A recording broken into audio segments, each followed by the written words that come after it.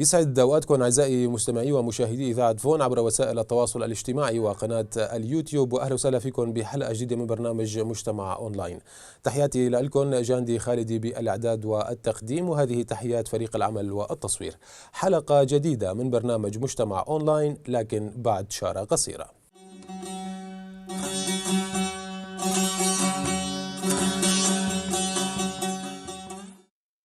بعد أكثر من 6 سنوات من الحرب في سوريا، واللي خلفت إلى جانب الدمار والقتل والخراب والهجرة، خلفت انهيارا اقتصاديا شمل أغلب المناطق التي شهدت صراعات عسكرية عنيفة في كل المناطق السورية. أدى هذا الانهيار الاقتصادي أو شبه الانهيار الاقتصادي حسب ما يسميه البعض إلى موضوع اقتصاد الحرب. خلونا نعرف شو هو اقتصاد الحرب خلال هي الحلقة من برنامج مجتمع أونلاين مع ضيفنا اللي راح يكون معنا، ولكن بعد شوي. لكن ماذا عن المنطقة الكردية أو روجافايا كردستان، اللي كانت هي الأخرى جزء من الحرب ضد التنظيمات المتطرفة؟ شو هو الوضع الاقتصادي لهذه المنطقة خلال السنوات القليلة الماضية، ما هو وضع الاقتصاد حاليا؟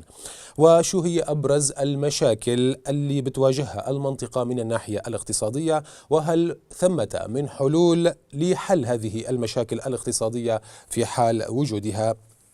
والسؤال الأخير، هل هناك حرب أو اقتصاد حرب في منطقتنا؟ قبل ما ننتقل لضيفنا في هذه الحلقة، وهو الأكاديمي خورشيد عليكة، وهو عضو جمعية الاقتصاديين الكرد في سوريا، راح يلتحق معنا باتصال من ألمانيا من مدينة كولن. خلونا نتابع الاستطلاع التالي اللي حضروه زملائنا من الشارع في مدينة خامشلو، وبنرجع لكم. والله الوضع الاقتصادي حاليا الحمد لله ماشي حال، يعني احسن من قبل شيء سنتين ثلاثه، يعني الوضع كل ما شوي شوي عم تتحسن، مو مثل الاول. يعني الاسعار هلا مثل ما يقول ما في تموين، كل واحد يتحكم على كيفه. يعني اذا الدولار نزل ما نزل، كل شخص بياخذ الشيء اللي بده اياه، بتساعد كثير كثير. لا تواخذني، يعني كل بيت هلا فيه 2 3 4 متغربين. يعني بالشهر كل واحد مثلا يبعث لاهله 50 يورو، يعني يمشي اموره. اما مثلا البيت اللي ما يكون فيها حدا باوروبا مستحيل، يعني صعب يعيشون. خذي تحت الصفر، وهذا وقت الاقتصادي قال كيبيسه، يعني اعتماد مسار زراعه ابو زراعه جيفا ايصال تني وبارانجي تني ووضع قال زحمته مشاكل مش شخصي شنو يعني اقتصادي يا اخي. مشكله مش بفكري دائما منطقه مش بفكري داي، يعني انا ايرو اقتصاديا قابا منطقه قش نباش بام قش نباش اكيد مساعده كما قلنا. وضع اقتصادي ابي جمرش دربات انا ام يقش باز طبعا ام يقش ويدا شوف انا خير ابا فري دربه ام انا سنقي خو سكنينه. والله وقت يعني وضع الاقتصادي في المنطقه كويس، بس اذا مطر تاخر ما اجى يعني صار بده الوضع يتخربط. يعني وضع المنطقة وضع الجزيرة خاصة هو يبقى على الموسم. لو إذا موسم ما في وضع الجزيرة الاقتصادي والله تعبان. بيجي هذا فرق عملة، الشباب يعني بيصرف فرق عملة، يعني $100 بيساوي 150 55 60 ألف، يعني بياكلوا هالشهر كله منا. يعني كمان نحن نستفيد، بيجي بيشتري هون، بيشتري خضرة، بيشتري تموين، بيشتري كل شيء. بقدي وضع اقتصادي منطقي أنا ولو حركة سكنية از تبيع وبازار تنه، يعني بيشكي ولو أجبر في باراني از ببركي، يعني ولو زهاي هي باران تنه ملتي روج آفا، يعني الفيدا قش سر زراعتي وسر باراني حركة دبي اقتصادي خواني كرن. الله مساعدك بر مزدكن او يا دوراي قالك زراعتي جبتره ما قوتنا بش خو حركه جار نامينه. الوضع الاقتصادي في المنطقه الان تعتبر ليس جيد جدا. في هناك مضايقه من طريق المواصلات مكلفه على الناس، والاسعار عاليه جدا تكلف على صاحب البضاعه صاحب البضاعة عندما يأتي بالبضاعة تكلفه أجرة الطريق أكثر مما يشتري، يضيف على البضاعة. رأيك الحوالات المالية اللي بتيجي من أوروبا للمنطقة بتساعد بالوضع بتساعد. الاقتصادي؟ لولا الحوالات الاقتصادية التي تأتي من الخارج لكان الوضع أسوأ بكثير من الآن، لأنه بيت أي شخص راتبه لا يكفي إذا كان متقاعدا أو موظفا، راتبه لا يتجاوز، أكبر موظف لا يتجاوز 50,000.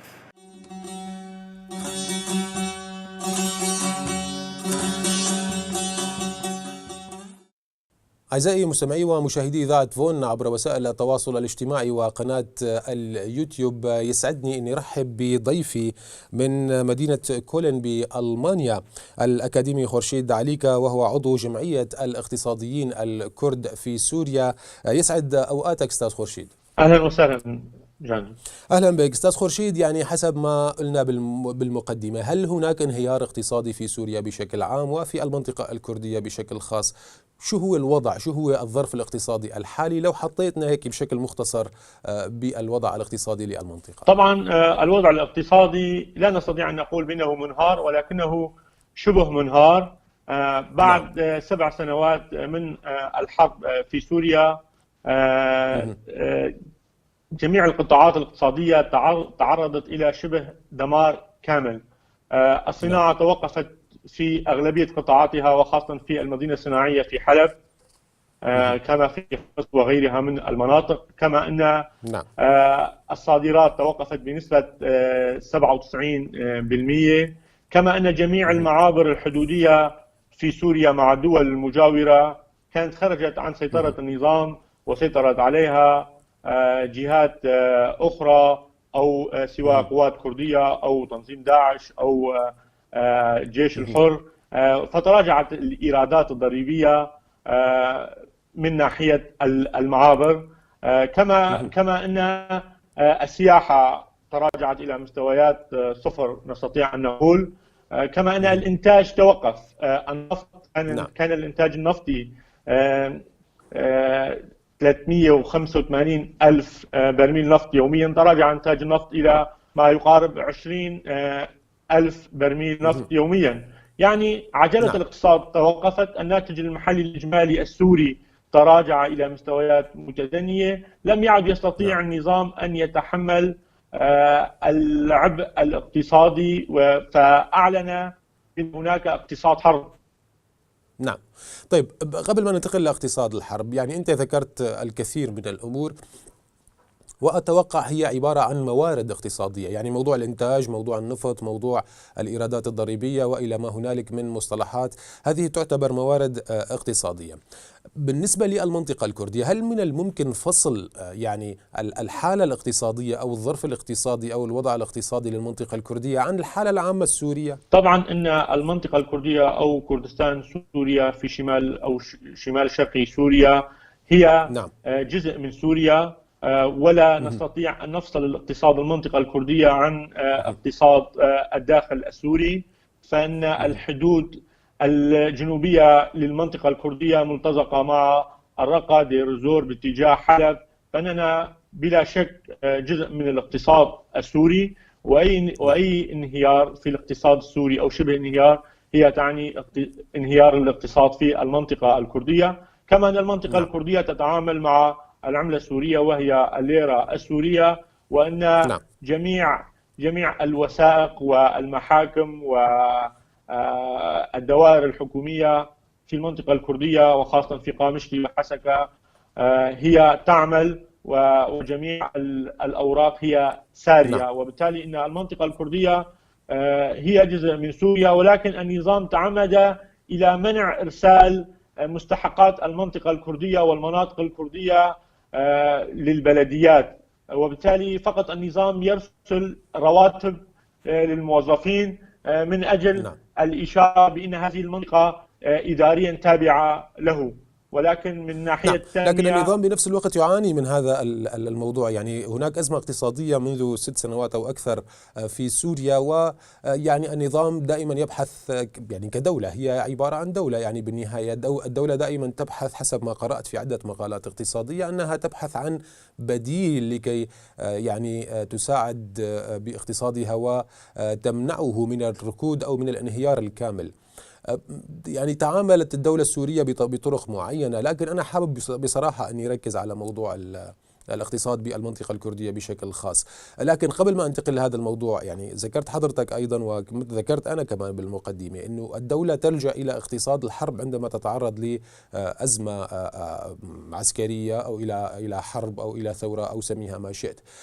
اقتصاد الحرب بشكل عام ما هو؟ يعني أنا حابب أنه أنا والمتابعين نفهم كلمة اقتصاد الحرب كمصطلح، شو يعني؟ طبعا اقتصاد الحرب في البداية كانت هناك انتفاضة في سوريا، تحولت هذه الانتفاضة إلى ثورة، فالنظام قد تحول ثورة، قد قام بعسكرة الثورة، وبالتالي هذه عسكرة الثورة دخل النظام في حرب مع شعبه ومع الكتائب الإسلامية المتطرفة ومع غيرها، وكان الوضع الاقتصادي بدأ يتراجع. بدأت القطاعات الاقتصادية في سوريا جميعها تتوقف، خرجت أكثر من 50% أو 70% من المناطق خسرت النظام لم يعد يسيطر الكثير من المعابر، من النفط، من الواردات الاقتصادية.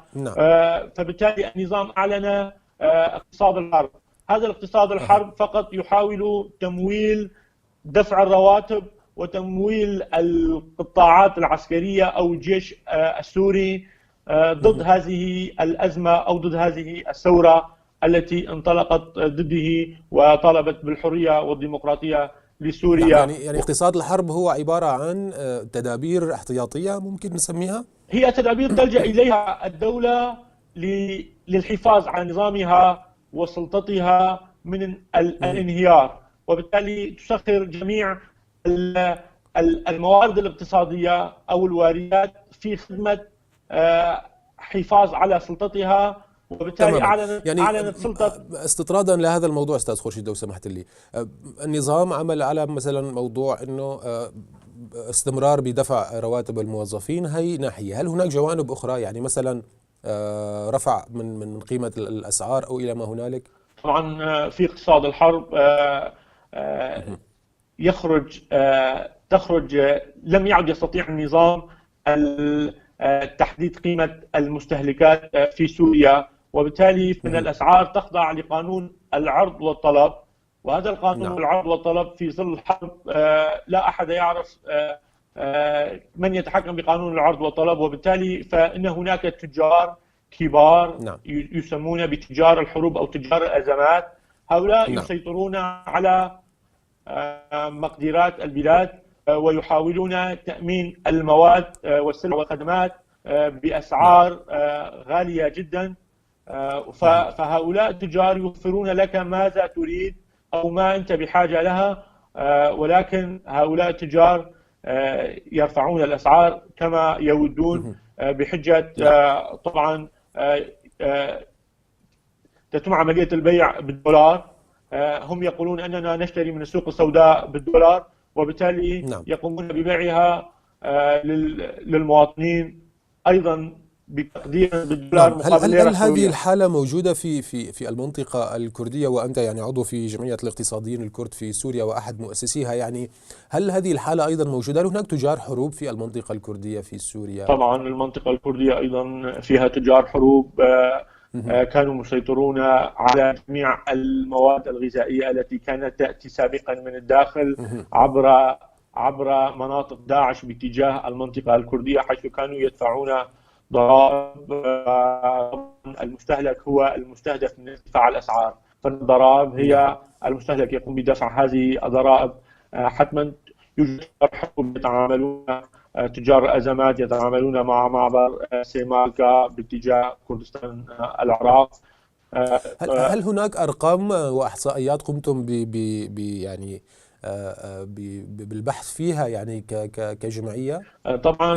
طبعا في ظل الحروب لا يوجد هناك إحصائيات أو بيانات، كما أن سوريا في سوريا منذ عام 2011 لا توجد بيانات أو إحصائيات دقيقة، وبالتالي فإن مجمل الباحثين الاقتصاديين لا يستطيعون أن يستندوا إلى بيانات تابعة للنظام أو تابعة للإدارة الذاتية في المنطقة أو غيرهم. فجميع البيانات هي عبارة عن تقديرات وتقاطعات لجملة من الخطط والمواضيع الاقتصادية عشان نحصل على بيانات نستطيع أن نقدر تقديريا، كما أن الأمم المتحدة وجميع من المنظمات الدولية تلجأ إلى هذا التقدير. نعم. أستاذ خورشيد، هل هناك ما يسمى يعني انتهاكات لمبادئ اقتصادية معينة في الحروب تحدث؟ يعني هل تم توثيق هذه الأمور سواء على مجمل سوريا، على يعني سوريا بشكل عام أو المنطقة الكردية بشكل خاص؟ يعني هل هناك جرائم اقتصادية ترتكب، إذا صح التعبير، أنا عم بحكي المصطلح صح، جرائم اقتصادية موجودة صح؟ طبعا في ظل اقتصاد الحرب وفي ظل الحروب والثورات والأزمات بلا شك هناك انتهاكات تحدث ضد مجموعة من السكان أو شعب ما، كما تعرضت المنطقة الكردية بعد دخول داعش في عام 2014 إلى المنطقة، إلى ما بين المنطقة الكردية والداخل السوري، أي في منطقة رقة والدير الزور. حاولت داعش أن تحاصر الكرد ومنعت وصول المساعدات إلى المنطقة الكردية، كما أن تركيا تحاصر المنطقة الكردية أو كردستان سوريا، حيث قامت بإغلاق جميع المعابر في المنطقة الكردية، كما أنها كانت تمنع نقل المساعدات من المنطقة من جرابلس وتلك المناطق باتجاه المنطقة الكردية، كما كانت تركيا قد حجزت العديد من قاطرات التي كانت تنقل المواد الغذائية إلى المنطقة الكردية بحجة أن الإدارة الذاتية تسيطر على المنطقة أو تقوم بإدارتها. يعني كان هناك حصار اقتصادي يعني قادته تركيا. يعني حتى الآن ليس هناك أي معبر حدودي يطل على المنطقة الكردية بسوريا مفتوح من الجانب التركي، كل المعابر مغلقة. هناك حصار اقتصادي فعلا على المنطقة الكردية. لكن سؤالي هو، يعني هل هذه هي أبرز المشاكل أم أن هناك مشاكل أكثر يعني في المنطقة الكردية اقتصاديا؟ طبعا المنطقة الكردية بعد أن خضعت تم حصارها من داعش ومن تركيا قلت فيها الخدمات وارتفعت مستويات البطالة إلى مستويات عالية جدا فاقت 70%. والمنطقة الكردية حاليا أيضا الخدمات فيها متدنية، الكهرباء أعتقد ساعة أو ساعتين قد توجد أو لا، فجميع يعتمدون على المولدات، فإن عصب أو شريان الاقتصاد في المنطقة هو الكهرباء. فعدم وجود الكهرباء يعني توقف جميع القطاعات الاقتصادية، كما أن دخول المواد الأولية إلى المنطقة الكردية هي أيضا لها صعوبة، وأن الإدارة الذاتية أيضا لا تلعب دورها الحقيقي في تأمين الخدمات للمواطنين. هي يعني مسألة الكهرباء هي مسألة حقيقية يجب الوقوف عليها بكل جدية وتأمين الكهرباء للمنطقة الكردية. فنعلم أنه تم تحرير الكثير من السدود باتجاه الداخل، وأن قوات سوريا الديمقراطية التي قوات حماية شعبية جزء أساسي منها تستطيع أن تمول المنطقة، وبالتالي فإلى الآن لا تزال المنطقة تعيش في حصار.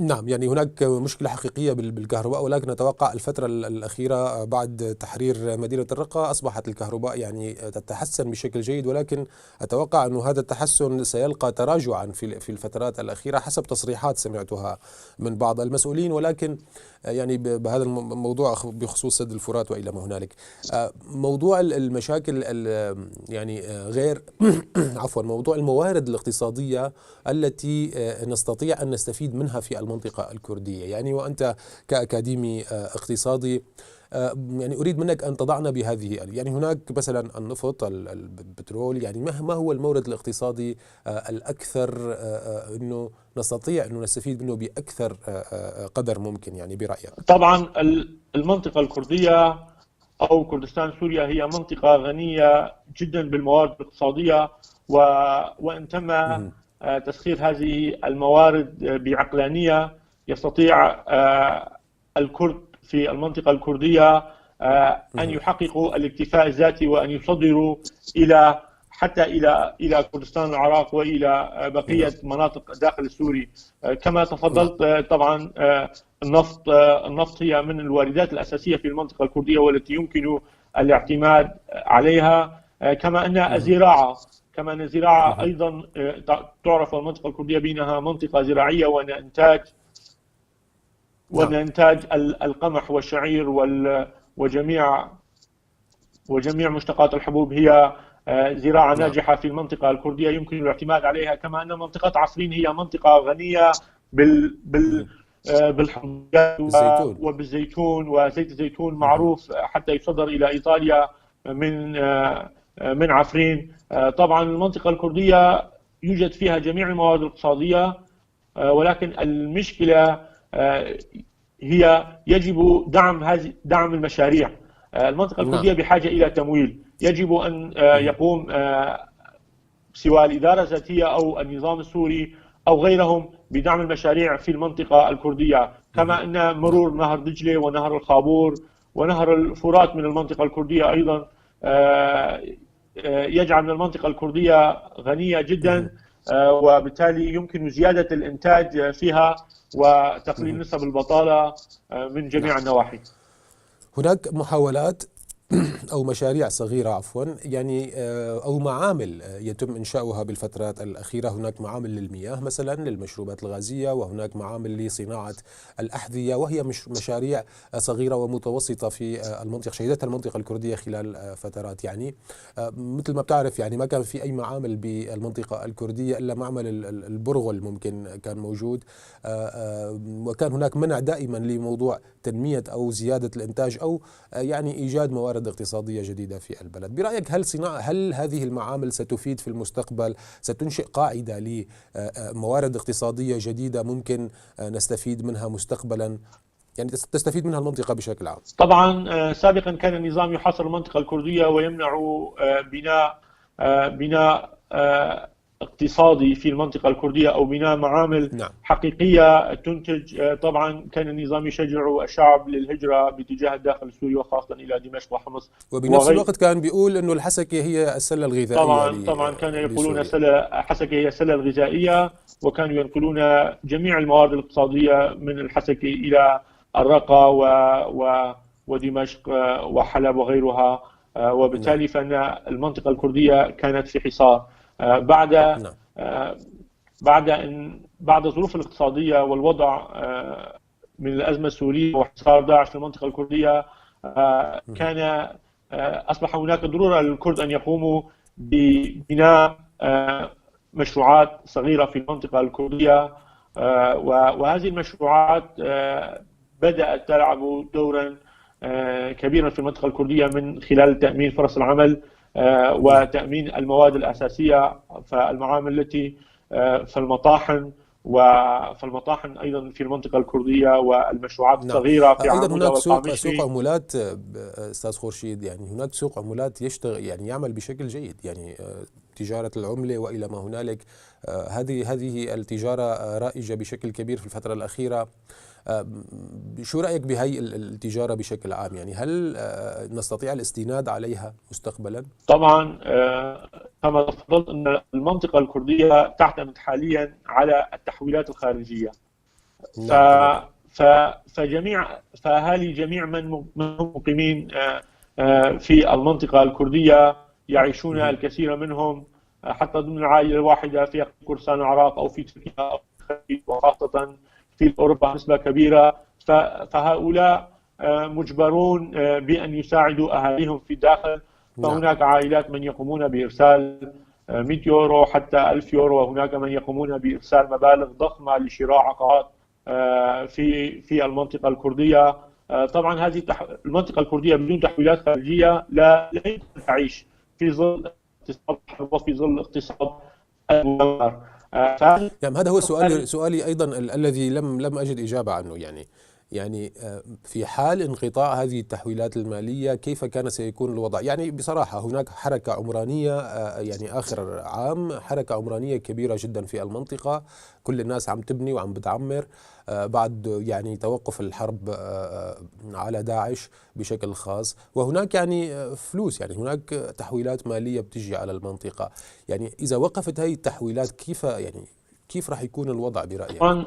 هل لهذه الدرجة بتأثر يعني على الحالة الاقتصادية للناس؟ طبعا أعتقد من الصعب جدا جدا توقف هذه التحويلات، فإن التحويلات ستستمر وسترسل، وهناك طرق عديدة ليس عن طريق النظام السوري، حتى عن طريق المصارف الخاصة المفتوحة في مركز السوق في القامشلي وعمودة وغيرها. هناك العديد من الطرق يستطيع من خلالها المغتربون أو اللاجئون في الخارج نقل التحويلات لأهلهم، وبالتالي فإن في حال انقطاع هذه التحويلات فإن المنطقة ستعيش في خناق دائم وستفتح أيضا باب الهجرة لآخرين لكي يتركوا المنطقة بحثا عن لقمة العيش في مناطق أخرى. أعتقد حاليا قد لعب أيضا تجار الحروب دورا في انتعاش المنطقة من حيث توفير المواد المنطقة، وهؤلاء تجار الحروب بدأوا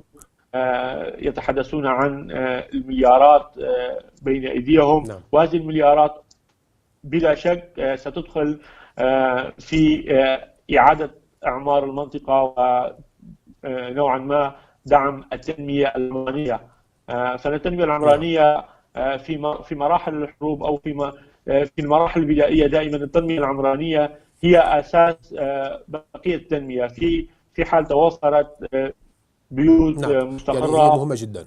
التنمية العمرانية هي أساس تنمية في المنطقة الكردية. فإذا توفرت العائلة سكن هذا ومتوفر فيها جميع الخدمات، العائلة بعدها تستطيع أن تفكر في ماذا تفعل بعدها. يعني خليني استوضح منك بس آخر سؤال، إنه موضوع تجار الحروب، يعني هل أنت مع إنه يكون في تجار حروب؟ يعني ذكرت إنه ممكن نستفيد منهم مثلا. يعني لا، أنا ضد تجار الحروب. أنا مع السوق الحرة. لابد من أن يكون هناك المئات من التجار يوفرون خدمات للمواطنين ويكون هناك بينهم منافسة. أنا غير متفق بأن يكون هناك تاجرين أو ثلاثة يتحكمون في السوق ويبيعون السلع والمواد الغذائية للمواطنين حسب أهوائهم وحسب ما يودون أن يحصلوا عليه من المواطنين من المربح. فهذا غير منطقي. فيجب على تجار الحروب أن يقوموا بمساعدة المواطنين في هذه الأزمة التي يمرون بها في ظل هذه الحرب وفي ظل هذا التشاؤم والواقع الاجتماعي المتردي في سوريا والمنطقة الكردية خاصة أيضا. نعم، هي دعوة لإيجاد صيغة للتفاهم مع هؤلاء التجار لكي يستطيعوا أن يبنوا أو يؤسسوا أو يقيموا مشاريع جديدة في المنطقة الكردية. يعني ممكن أنه تحل مشاكل كثيرة منها مشكلة البطالة ومشكلة التنمية. الأكاديمي خورشيد عليكة، عضو جمعية الاقتصاديين الكرد في سوريا، كنت معي من مدينة كولن بألمانيا. شكرا جزيلا لمشاركتك معي اليوم. شكرا لكم.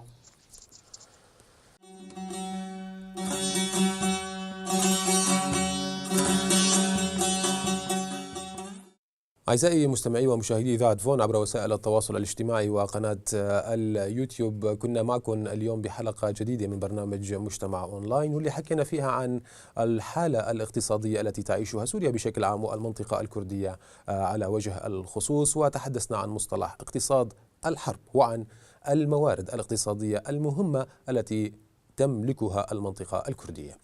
إلى حلقات قادمة من برنامج مجتمع أونلاين، خلوكم دائما بخير وسلام، إلى اللقاء.